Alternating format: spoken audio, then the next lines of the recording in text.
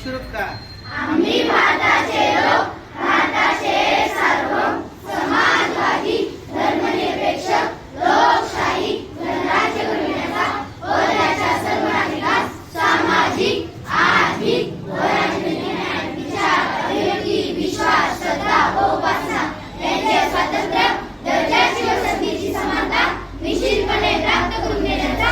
आणि त्या सर्वांमध्ये व्यक्तीची प्रतिष्ठा व राष्ट्राची एकता आणि एकात्मता यांचे आश्वासन देणारी भूमिका प्रवर्धित करण्याचा संकल्पपूर्वक विधान करून आमच्या संविधान सभेत आज दिनांक 26 नोव्हेंबर 1950 रोजी त्याद्वारे संविधान अंगीकृत आणि अधिकृत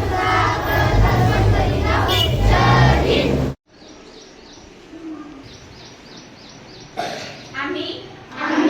भारताचे लोक, भारताचे एक सार्वभौम, समाजवादी, धर्मनिरपेक्ष, लोकशाही गणराज्य घडविण्याचा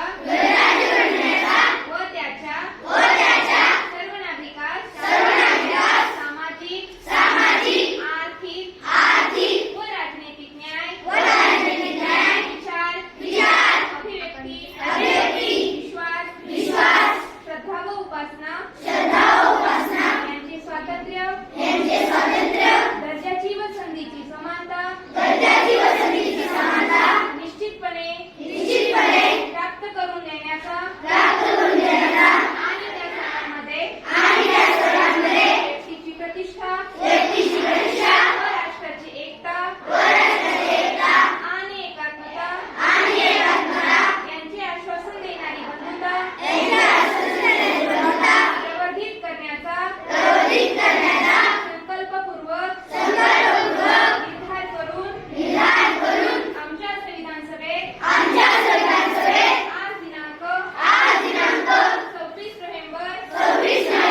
1949 रोजी याद्वारे हे संविधान अंगीकृत आणि अधिनियमित करून स्वतः प्रत अर्पण करीत आहोत. जय Hind. We the people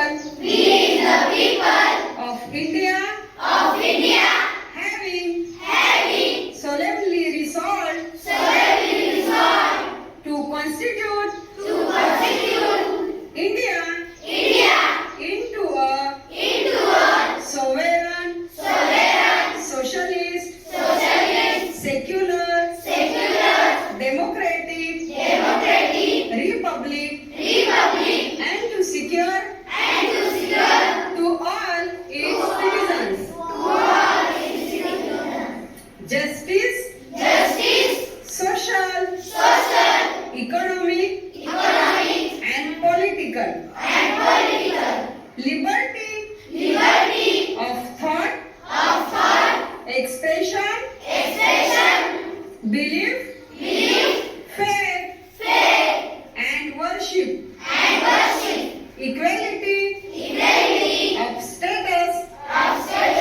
and of opportunity, and to promote among them all fraternity, assuring the dignity of the individual and the unity and integrity of the nation. In our constitute assembly this 26th day of November 1949 do hereby adopt, enact, and give to ourselves this constitution. Bharat का संविधान उद्देशिका हम भारत के लोग भारत को